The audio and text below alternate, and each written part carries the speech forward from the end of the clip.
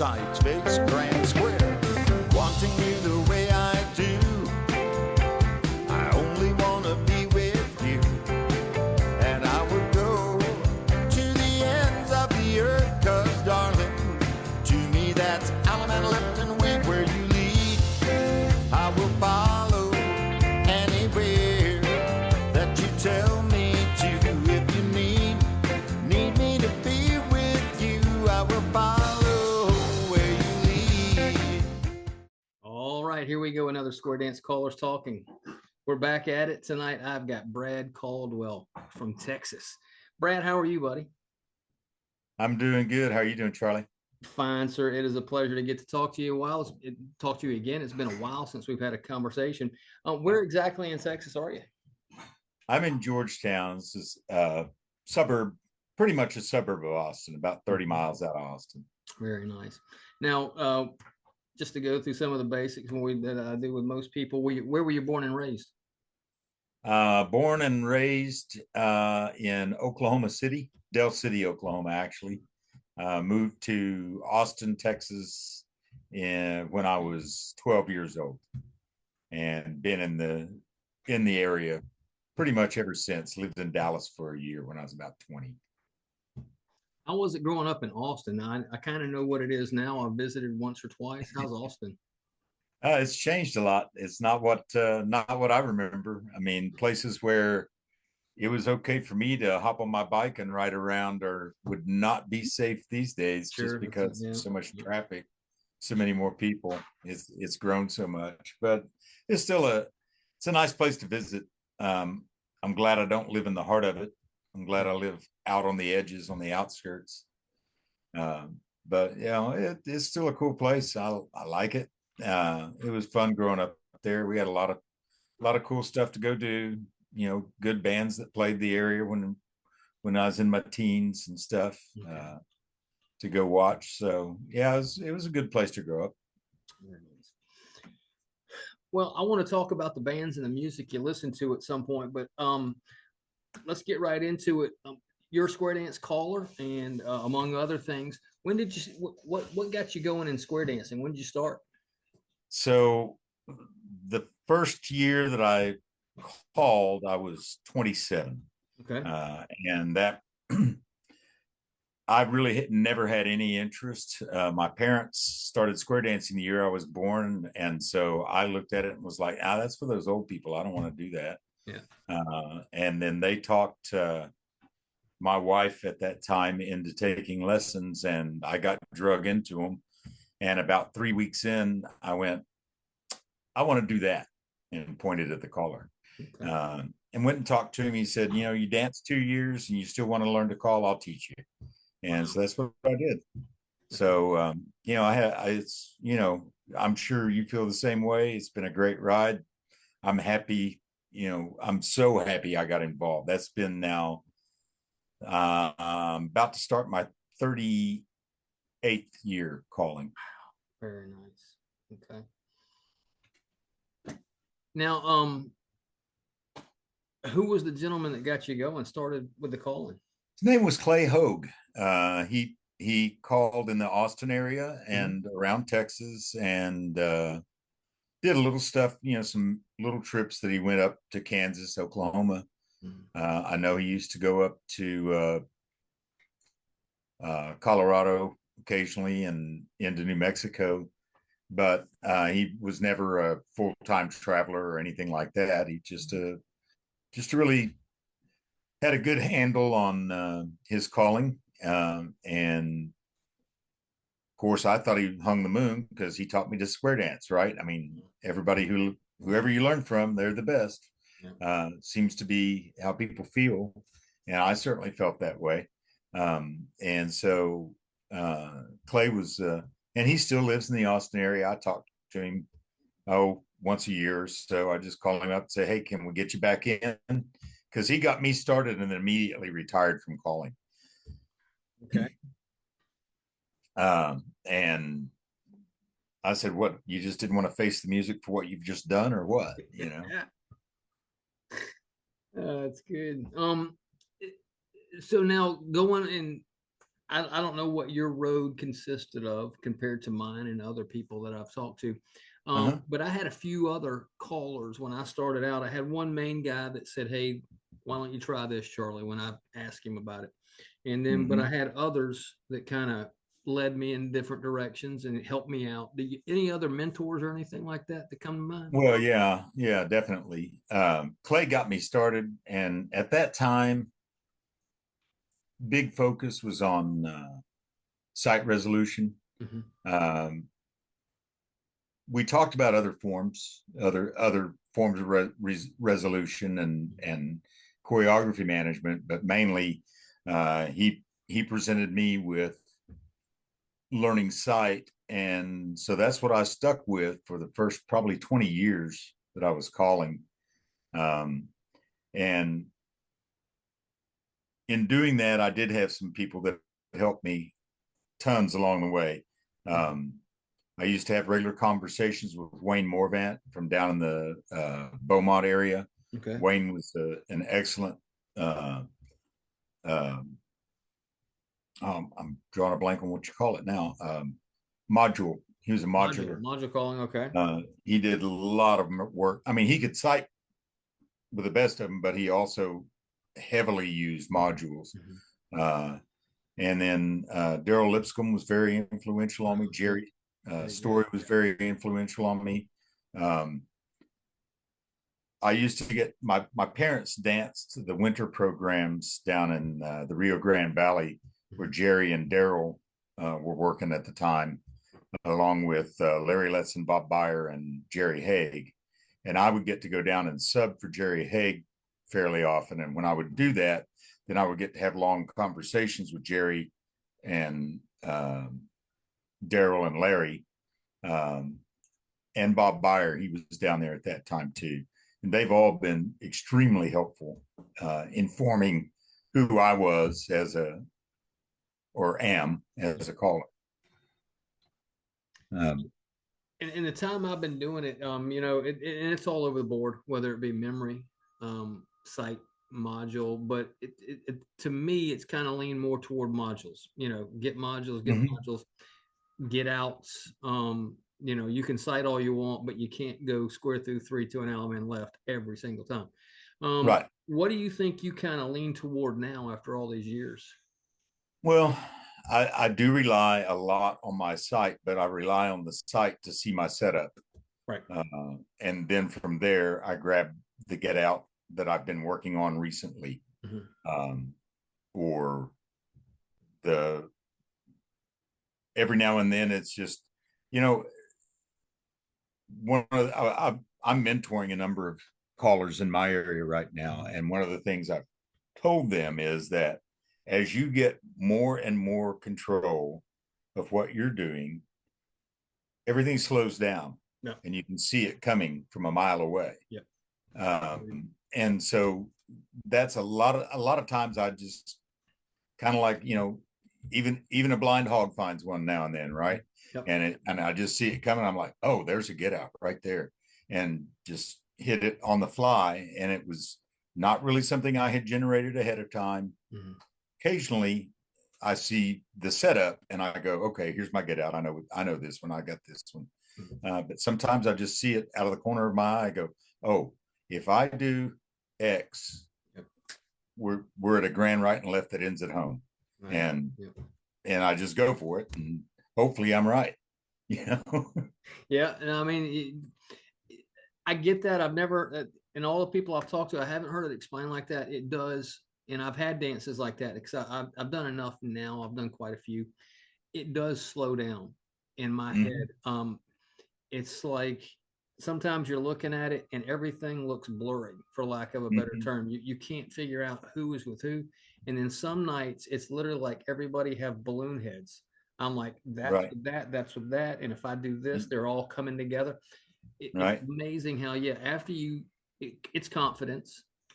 Several That's of part of it. several of Yeah. the callers that I've worked with and have watched me over the years, that's the first thing that when I talk to them now, if they come up to one of my dances or I go to a convention, they're like, man, your confidence is completely different, Charlie. You're a different caller. not because of your ability so much, but because of your confidence. We can hear it. And Mhm. dancers can hear it. They may not realize it, but they know if you are in control, regardless Yep. of what you're doing. If you're in control of the floor, they can see it.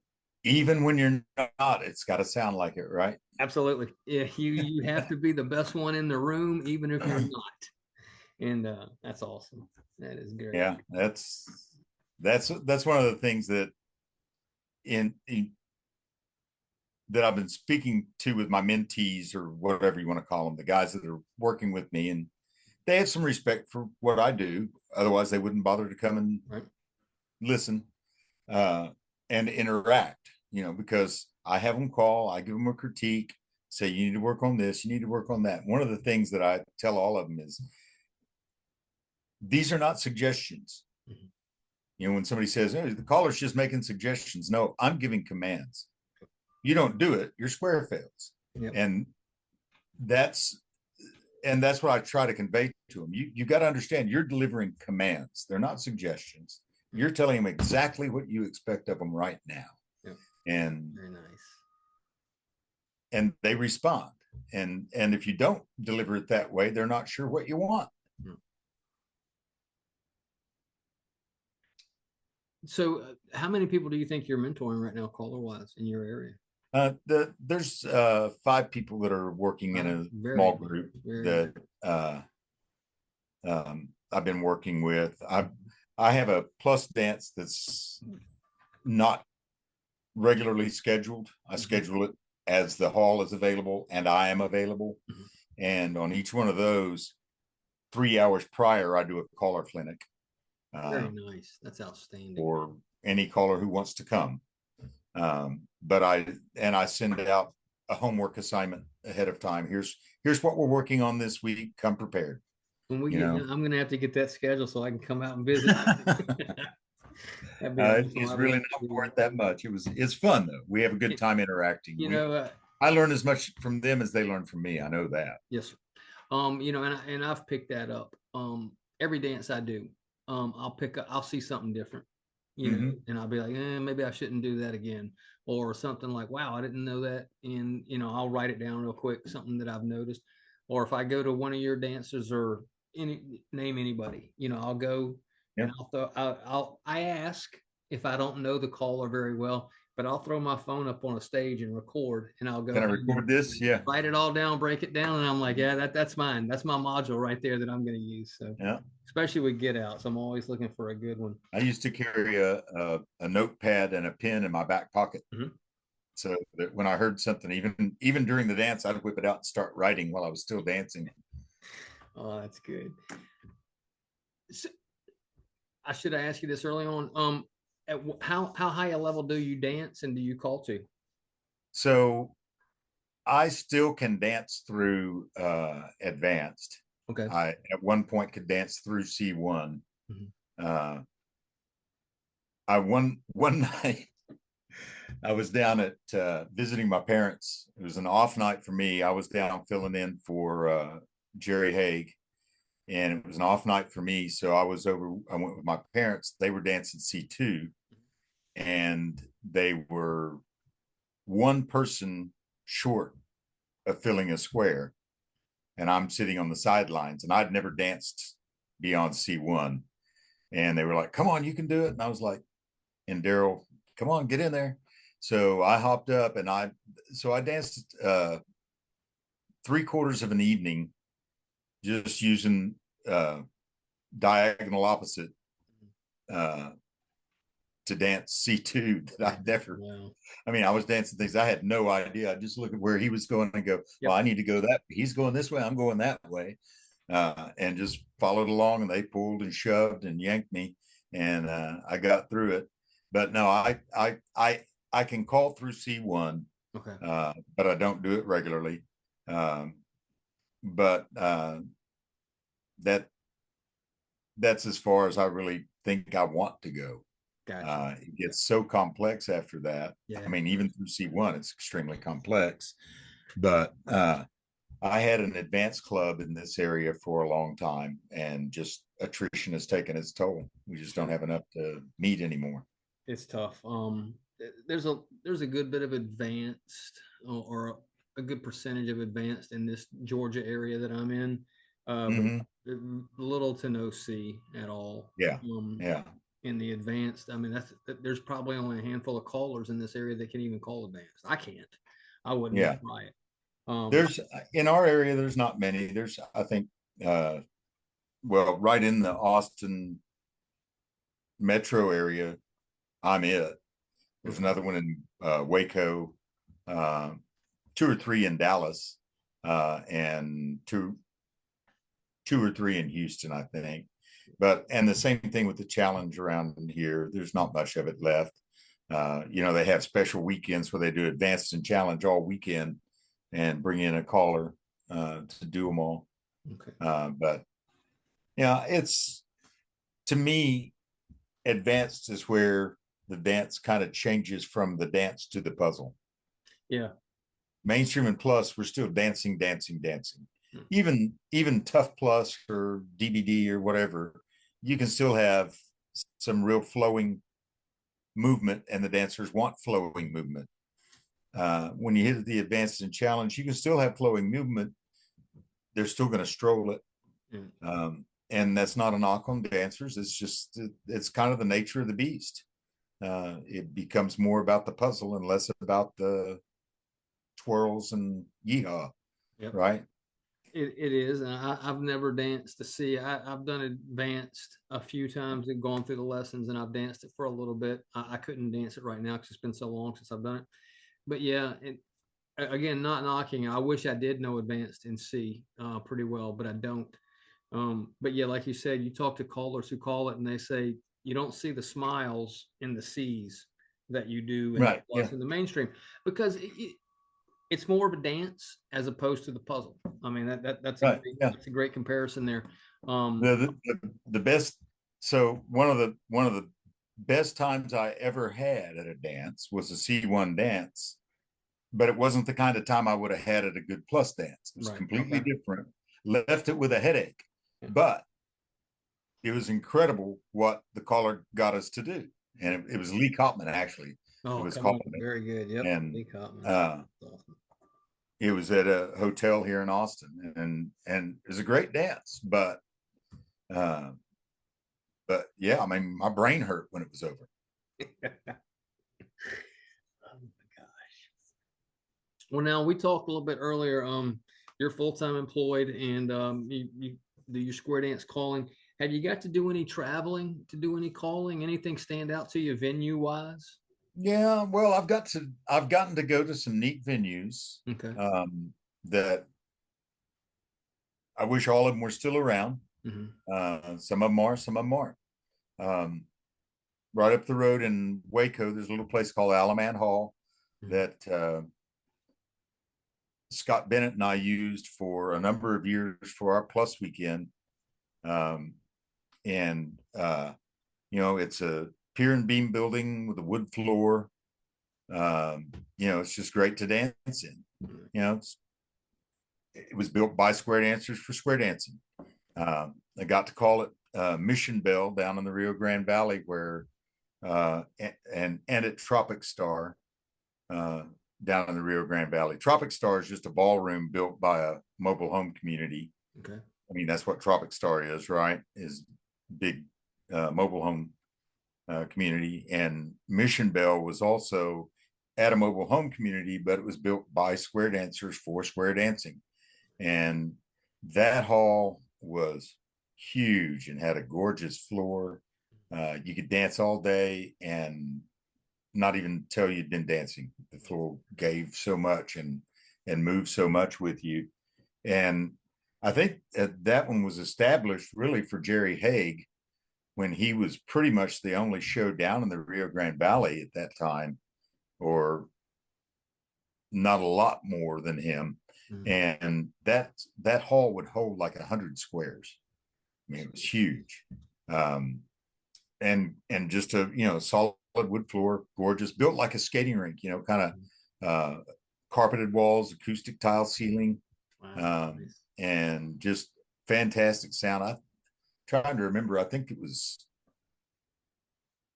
6 or 8 yaks stationed around the room Gee, that's to awesome. give even sound to the whole floor. Daryl was still using it, but he was no longer using the sound system that was set up for it. He was just using it, he was still calling to probably 20, 25 squares in there when I went over there. Then there was a little place in Abilene, or just outside of Abilene in Ty, Texas, called the Wagon Wheel. And it belonged to the dancers out in that area. And it was built by dancers for dancing. And its special mark was, one of the special things about it was Flippo and his wife were involved in the startup of that one. Nice. Unfortunately, they finally had to sell it. And it is now a barbecue restaurant. So we lost that one. Yeah. There's a nice hall in Fort Worth called the Swing Time Center. Mm-hmm. It's a wood floor. That's where I'm planning to go to a dance this weekend. I think Jet's calling it. Oh, wow. Okay. And Charlie Robertson just called the 50th anniversary for the Swing Time Center this past weekend. Okay, very nice. So that's a nice place. And I get to call there 2 or 3 times a year. There's one other little place that is really, if you ever get to go there, it's in Show Low, Arizona. And it's the White Mountain Squares. And they do a dance every summer called the Cool Mountain Fling. Okay. I think I've been their caller 3 or 4 times. It's a neat hall. Hall will dance probably 12 squares, give or take, wood floor. And the stage is set up in such a way there's a door behind you. And when you open that door, you're looking out on a patio that's below. And that will probably dance about another 25 squares. And you're up in the mountains. It's, even in the summer, in the evening, it is still pleasant. No AC needed. But it's a really neat hall. So I don't know, I don't know the name of that hall. I don't know why I don't know the name of that hall, but I know it's where the White Mountain Squares dance. Okay, White Mountain in Show Low, Arizona. And I used to get I'm actually wearing this shirt, Fun Valley. I was on staff there for 12 years in Fun Valley, Colorado, which is just outside of South Fork in southern Colorado, up in the mountains. Mm-hmm. Elevations like 8,600 feet. And it was, again, that park was created by a square dancer to attract square dancing. And the dance hall there is just full of memorabilia where people brought plaques, and every year they would add to their plaque. And, just year after year, there was all the people that had been there. Callers signed the walls and, just marked their years on there. Yeah. But that was a cool place. Awesome. It was a pier and beam floor, wood floor, and just really was comfortable to dance on, smooth. 2 big fireplaces in it, because there were, in the mornings when you do the morning workshop, sometimes you needed that. Sure. Because I was there in August, last week or so of August every year, sometimes 2 weeks. And there were mornings that it was in the 30s when you got up. It'd be 70 by the afternoon mostly, but there were mornings where it was cool enough you wanted to fire in the fireplace for the morning workshop. Oh, that's awesome. But that was that, and a lot of the guys you talk to probably have been there or know there. Yeah. I know I saw lots of names I knew on the wall where I was signing my name. So I love that idea, man. I wish we had a hall like that where you could do that around here. Yeah, it makes all the difference in the world. I'm appreciative no matter where I call, whether it be a gymnasium, Right. senior center, wherever you call, a community center. I call it a bunch of Mhm. those. But when you get that one that's got a hardwood floor, there's a couple in Tennessee that I've had the opportunity to call at that have the equipment already set up. The yaks are on the wall, and all you have to do Mhm. is plug in. And man, that is so nice. There's, I went to one in Knoxville, Tennessee, like that one time. I think I know the one. That's the one I was referencing. If it's the same one, I can't remember the name of the Yeah. actual I club. don't know the name of it, but I know you had to walk up steps to get up Yep, to it. that's exactly it. I was And going to tell you. I think it might be. I don't know the name of it. Yeah, I know you it was in go up the Knoxville. steps. It's in Yeah. Knoxville. I had the opportunity several years ago. I'd love to do it again now that I'm a little bit better at calling. But man, it was awesome plugging in and just the stage. Yeah. And I joke that being 5'6", whatever I am, I'm the shortest Yeah. in You the and I are room. about the same. I walk in, and if you've got me calling on the floor at a gymnasium, Yeah. if my number one couple in the middle of the floor has a Uh-huh. 6 foot man, I Yeah. can't see anybody else. So, Right. good luck to you if you're in the back square, Right. because I can't see if you're in trouble or not. So when I get that stage, matter of fact, one of my clubs, the Cherokee Promenaders in Calhoun, Georgia, that I call for, one of the couples actually built me a stage. So That's nice. whenever I call, they can bring that in, and I'm about 2.5 foot above the squares, which Yeah. is awesome. So yeah, that one in Tennessee that you're talking about, you're way up in the air. They got Mhm. everything mounted. It's just plug in and go. Yeah. And As great I service. recall, they had like bench seating all around the Yep, outside with a drink rack, that like is run exactly right it. above the bench seating. They got a parking space for you right up by the door. It says Cool. caller That's parking right cool on the door. place. Yep. Yeah. Yeah. I wasn't there alone. I was actually there with a quartet.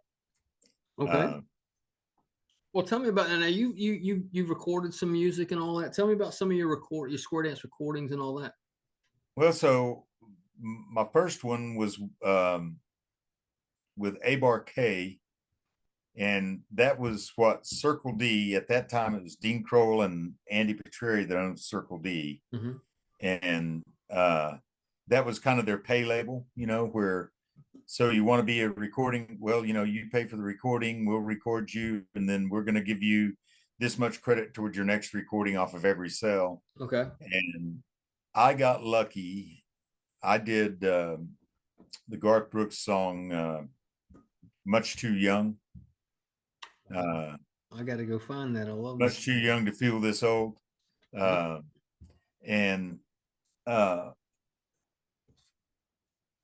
it sold great. It sold so well that my next recording was free. And that one I did. sold well There enough you that go. they said, we're going to put you on our Circle D staff.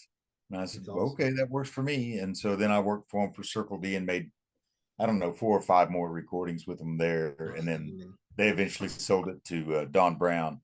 And that was around the time that I left calling for a very short time. Mm-hmm. And so when I came back, didn't have, Scott finally said, hey, you want to do a record with me? And I was like, sure. So, and that was, gosh, I don't know what year that was now, but it's been a while. And so I did recordings for Abar K, Circle D, and then now for Acme for several years. And then Wade Which ones have you gave done me for the Scott? pleasure of getting to work with him one time. Oh, What's that? Scott's an awesome dude. What's some of your recordings with Scott with Acme? I laugh about it because the first thing that he had me record was Michael Jackson's "Rock with You." Now I've got look it. at this Very face and hear this voice, and how do you get Michael Jackson out of that? Yep. I thought that was hilarious. I was like, so that's you awesome. look at me and you see Michael Jackson. Gotcha, Scott. So That's good stuff. but I did that one with him, and I've done. I finally talked him into. Nobody told me there'd be days like these. Mm-hmm. I had to work on him a while for that one, And I've done several others that he had picked. Where You Lead was actually one that I suggested, and he went, "Oh yeah, that one will work well." And that's been one of my favorites actually to do all time. Is Carole King's song "Where You Lead." But some songs I hear and I go, "Oh, that'd make a good square dance song." And some songs I hear and I can't hear a square dance in it at all. And then somebody puts it out and I go, "Well, I guess I just wasn't listening well." That is a good square dance song. Yeah. It probably drives my wife crazy. As long as I've been doing it now, it's exactly that. She's like, "Hey, listen to this song," because she's more spread out than I am when it comes to music. I like certain genres, and she's like, "What do you think of this song?" And I'm like, "Man, that make a great square dance song." And she's like, "That's not what I meant. Do you like this song?" Yeah, I just want to know how you feel about the song. Every new thing that I hear, I'm like, "Is that a square dance?" If it is, I've got a handful of people I'm going to call and see what I can do with it. That's when all. we're traveling, we usually use her playlist, right? On the car radio, on the car stereo. And the first thing, if I hear something that I'm not familiar with, the first thing I start doing is tapping out the beat to see what it counts out to, right? And I'm seeing if it's got good 32 beat measure, if there's spots where I can pull 32 beats out of it, and is the tempo close enough that it could be tweaked. That's awesome. It drives her crazy, like you said. Oh my God. She's just listening to a good song, right? Yeah, it is. And we hear it and I'm just like, "Man, that's a square dance song right there." And she's like, "Would you please not talk about that right now?" It's just, and then when I get something that I like, whether I buy it or somebody's like, "Hey man, check out this something we just recorded," I'll get something, and I'll do it 50 times sitting on my sofa.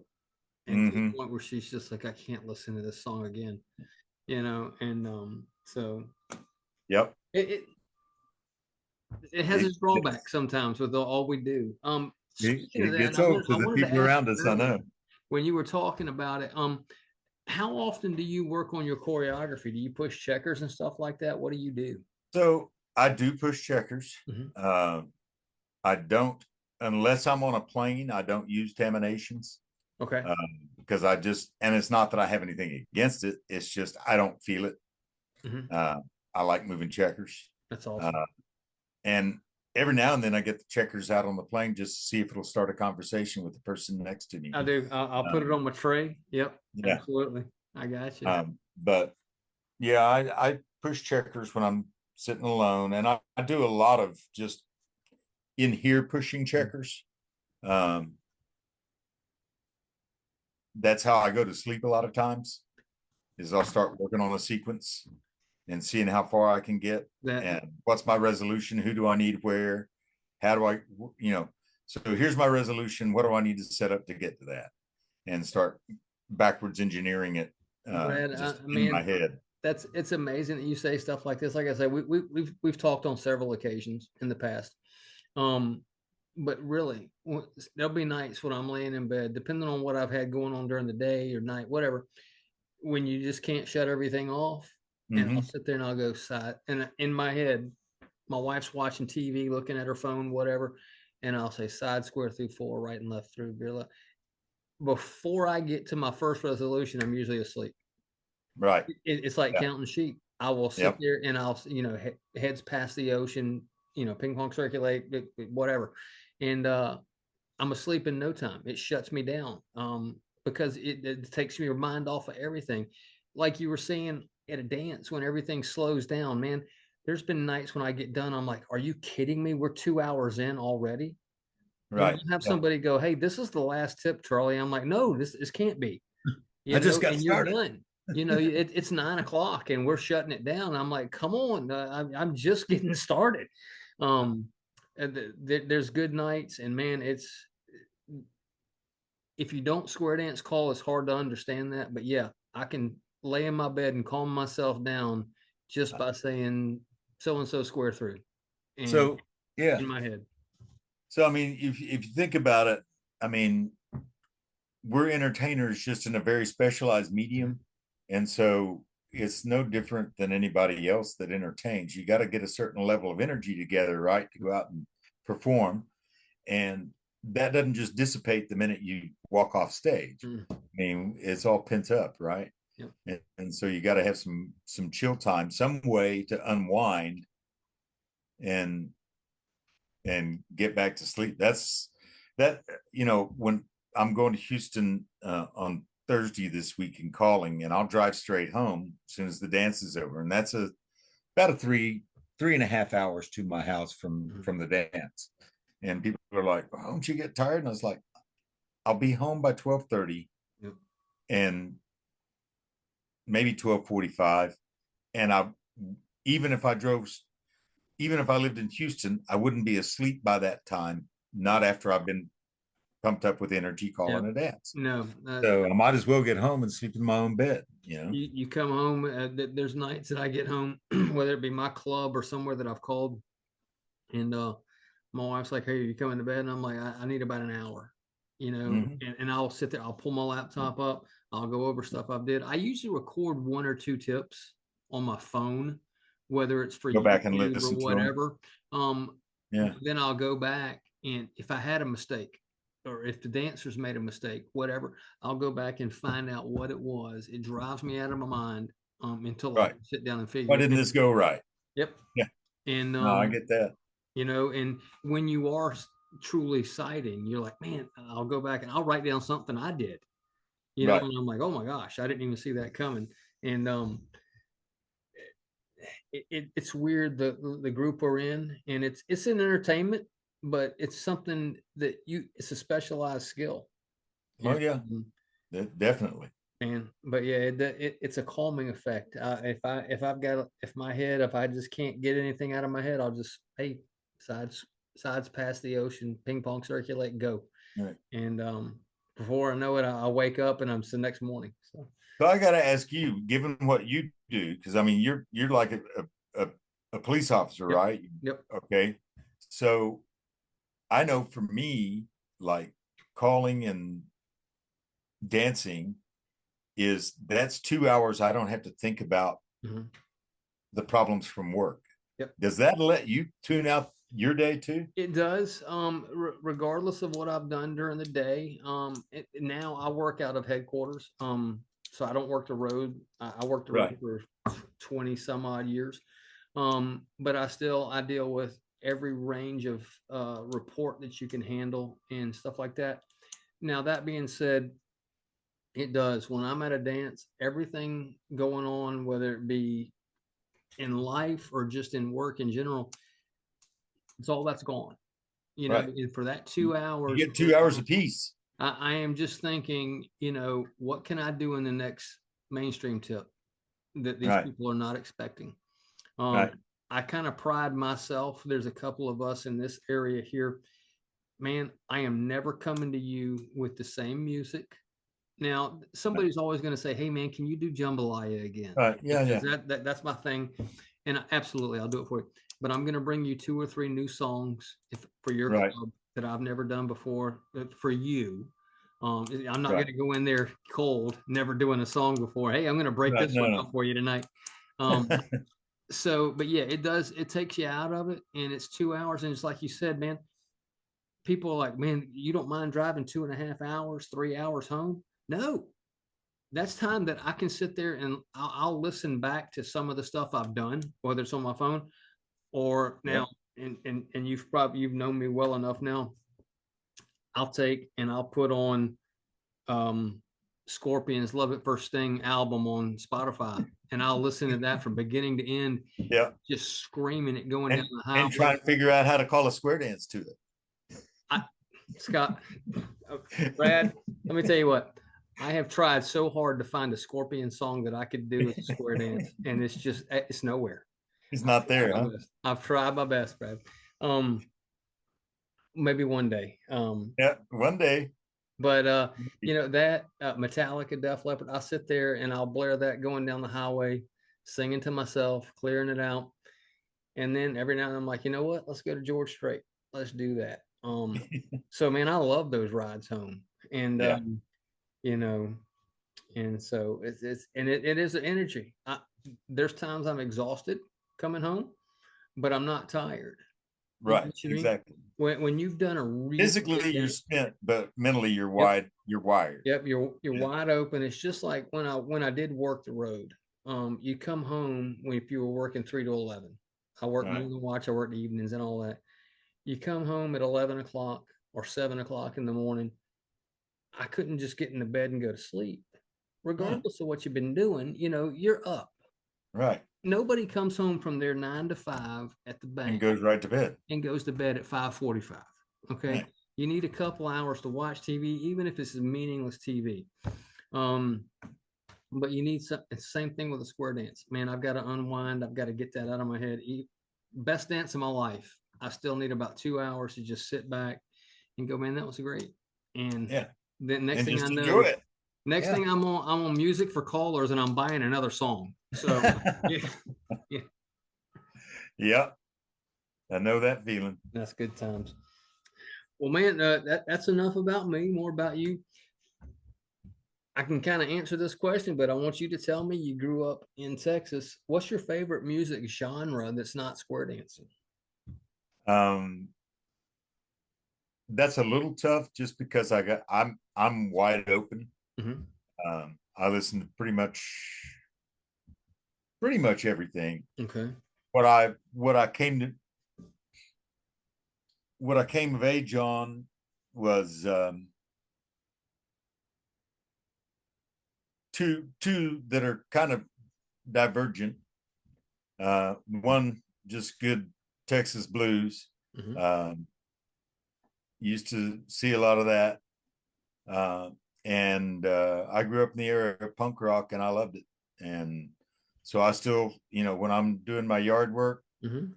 uh, that's what's playing on my Spotify is Very nice. punk rock mixes. Um, and so,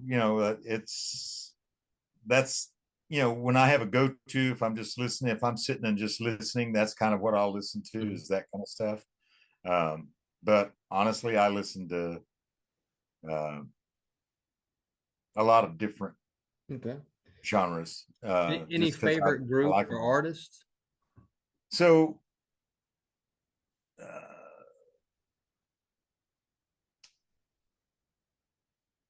I was real big on Elvis Costello and the Attractions back when they were popular, and Nick Lowe and his bands. Mm-hmm. Um,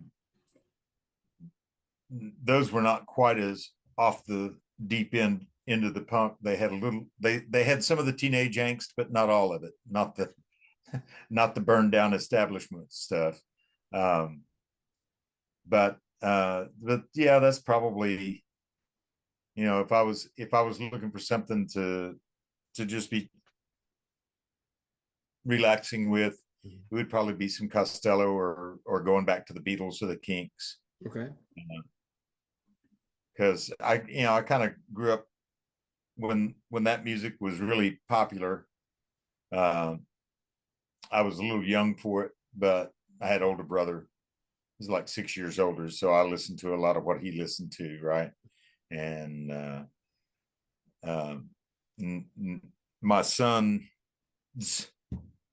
two of my sons, uh, play heavy metal, and had a band together until one of them moved away to Colorado. One of them tours as a guitar tech with metal bands these days. He doesn't play. Yeah. He just handles, he takes care of their instruments. Nice. He's the guy that runs out from the edge of the stage when somebody breaks their guitar, Yeah. and hands him another one, grabs that one and takes it back and starts working on it. Can you play an instrument? Yeah, I play guitar. You play I guitar? hadn't played in a long time, but I used to be able to play guitar, Okay. and that was what I liked was kind of rock and blues. Okay. I mean, that's what I played when I was playing it. Now, and it's kind of tough to lock some people down when we've got the years that we have been calling. If you came to my club and I said, "Hey, go up and do a tip for me," What are you singing? It depends on the club, I guess. Yeah. It depends on what I've heard that night, Okay. and somewhat what kind of mood, am I in? What kind of mood are they in? Okay. I've got some songs that, and it depends where in the dance I'm going to be. Gotcha. Um, am I kicking things off? Am I closing it out? All of those things are going to come in. I'm going to keep those in mind when I'm picking something. Okay. Gosh, man, I don't know if I could nail down a favorite. I've got so many of them. Okay. Good enough. And the favorite might be a different song tonight than it is tomorrow night, Sure. and so forth. Um, I'm kind of known for throwing in extra voices. Okay. So if I'm doing a Willie song, I might do some Willie, or if Nice. I'm doing a Louis Armstrong song, I might do some Louis Armstrong. Okay. Or if I'm doing a Willie song, I might do some Louis Armstrong, just to say, oh, well, that's not the right voice, and play around with it like Okay. that. But that's just a bit of shtick that I throw on it just to have some fun with it.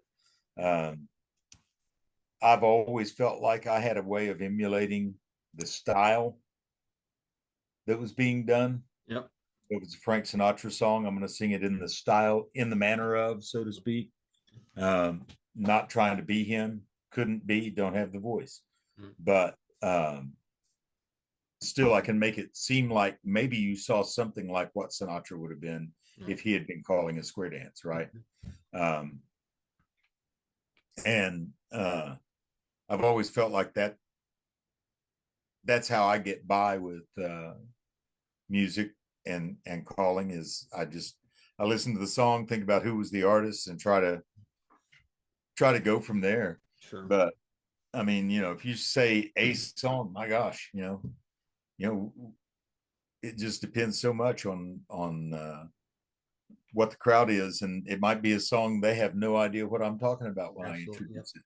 Agreed. I did a song at our state president's meeting a couple of months ago. It was one that was Daryl was there to do the clinic the following day, and so I knew I was going to be offered a critique, and I wanted to be critiqued. I always want to be critiqued. I want to know how I did, and so I did a song called "Nothing More." It's a rhythm records. Okay. And it's the band was the Alternative Roots. I've never heard any of their songs other than this one. It's the only one I've ever heard. Never would have heard it if I hadn't heard it on Rhythm Records.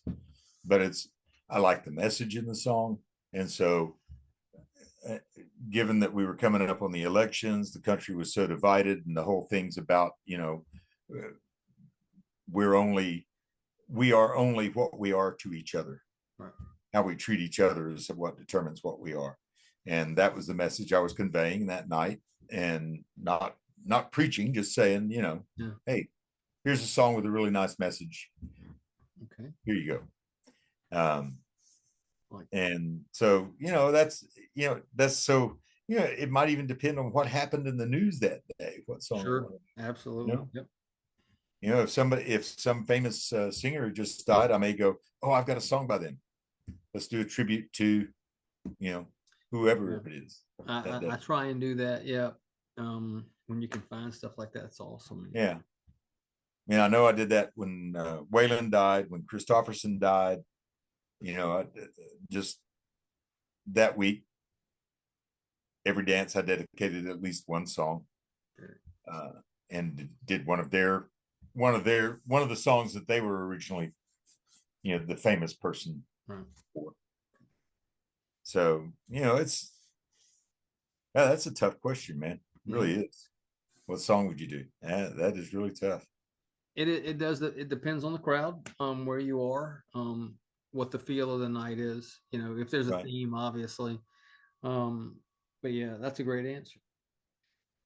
If you could call a dance anywhere, where would it be and why? I'd like to go to Japan. Okay. That I would enjoy that, I think. I would also be scared to death Sure.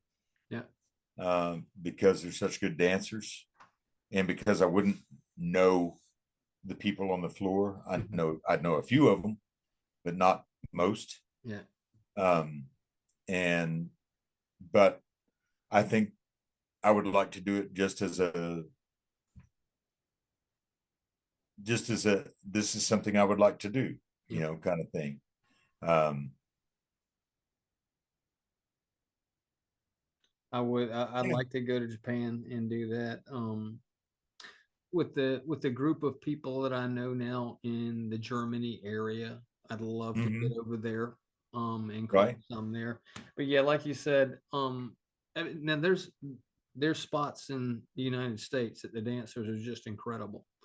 oh yeah, But yeah, everything I've heard about Japan, that just the technical aspect of it um is another level. And the videos that I've seen, everybody dresses alike. It's all full right, square dance attire, which in the United right, States is not. In right. most places now, some. So that would be tough, because And I'm largely thankful that it's not as much the square dance attire agreed. all the Yes. time, because it's a lot easier for somebody who relies at least 40% of the time on site Yep. to have some differentiations. Yeah. Where, I mean, if everybody's in club outfit, man, it's confusing. That's tough. I just did a dance in Florida, in down near Orlando, in the villages, and I didn't know going in, but it was a flag dance, and so 90% of the crowd had some version of a flag, dress Oh or my. shirt on, and it was red, white, and blue. It was flag, and I was just thought, oh, I'm in trouble. And it took me about two tips where I started realizing who was with who. Yeah. With that first two tips, I had 2 pages of That's when it becomes written tall down guy, gray pointers. hair, glasses with short brown haired woman. I put I think one of them, I had a number one couple. I put red with white stripes and short. I didn't realize I meant shorts, as he was wearing shorts. And so I kept pairing up the wrong couple. I'm like, what is wrong? And then I stopped and I was like, I put short. I thought you meant your height. Um, it's tough. Yeah, when you get that. So that would be my biggest concern going to Japan or something like that, because Right. everybody, from what I've seen video wise, they're wearing, club attire, matching square dance attire. That's tough. Mhm. I always And go you've got a lot of women dancing the dancing the men's the part. male part, which makes it And even more difficult. I can always, in the area that I'm in, I can always count on, I'm going to have somebody 6'3" with a cowboy hat on, you Yeah. know, and I'll write down who he's with. And I'm like, That's I an got one. That's one I couple. got one couple. Yep. All I need is one more, and I'm good to go here. Um, so that's tough in other places. That's awesome. Yeah. Yeah. Now, and I ask some people this. Now, it works really good with you, well with you, with your mentoring. Do you have any advice for other callers, whether it be somebody who's thinking about it or somebody who's 5 years in, 10 years in? Practice, practice, practice, Okay. and never be anything but yourself, Very nice. and be yourself deliberately. That's one of the things that I've tried to communicate to my guys and gal, Mhm. is you're the same person on stage that you are off stage, but on stage you need to be that person on purpose, with a Mhm. purpose. Don't be something fake. Just you're not really just you're not the you that walks around all day. Sure. I mean, does that make sense to you? It does. It does to me. It I mean, absolutely does. to me, you're being deliberately yourself. Mhm.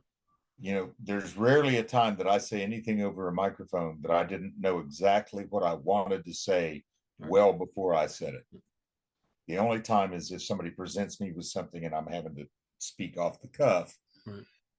But as far as the stage persona, how I engage with the crowd, I never say anything I didn't intend to say exactly what I just said, even when they go, "Oh, are you sure you meant to say that?" Yeah. Well, yeah, I meant to say exactly what I just said, and it was said in fun and jest, and I expect that everybody will accept it that way. You know, if it's something that they were questioning whether I should say it or not, but um, it's something that I've tried to do. The best advice my mentor gave me, and it's one that I would, this would be the advice I would pass along to everybody. Offer the dancers the opportunity to have fun and then step out of the way. Gotcha. Very nice. That was the way he phrased it to me. And, you know, along with that, he also said, every criticism take to heart, every compliment, let it go right in one ear and out the other. Sure. Yeah.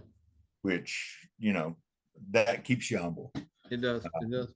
Because we're all going to get lots of compliments, particularly from, like you said, you know, the home club. Now, oh, you're the man, that sounded so great. You sounded just like what, you know, and,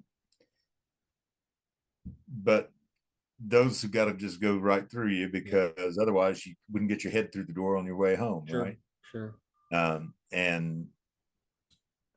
But you really need to hear, the criticisms. And when he said take them to heart, he doesn't mean that you have to make corrections based on every criticism you get. Because let's face it, we can't please everybody. Every night you're doing something, somebody's not liking it. Yep. Right. But when you start to hear a pattern in your criticisms, then there's something you need to change. Yeah. There's always somebody that's going to tell you, man, why are you so fast? You need to slow down. Right. You know, a dancer. Right. But I'm like, you know what? Let's say on a good night, I've got 50 dancers. You're the only one that said that. Right. So you know what? I'll make a point to make sure I'm not going too fast. Just check it and make sure. Right. You know, and there's somebody that's always going to be, man, you're so loud. You're so loud. Yeah. Yeah. Well, don't dance in the front. You know, back up just a little bit. Well, my answer to that, I never say it, but the answer that pops up in the back of my head is always, what part of you came to a dance did you not understand? You know, dancing has loud music. It's way better than not being able to hear me at all. Yep. If you can't hear me, we've got a problem. If you're too loud, just back up a little bit. Yeah. Oh my gosh, that's awesome, Brad. Brother, we've been going at it about an hour. It's a pleasure. What do you got coming up? Where might I run into you? Are you coming to Caller Lab in South Carolina? I will be at Caller Lab. Wow, very nice. Okay.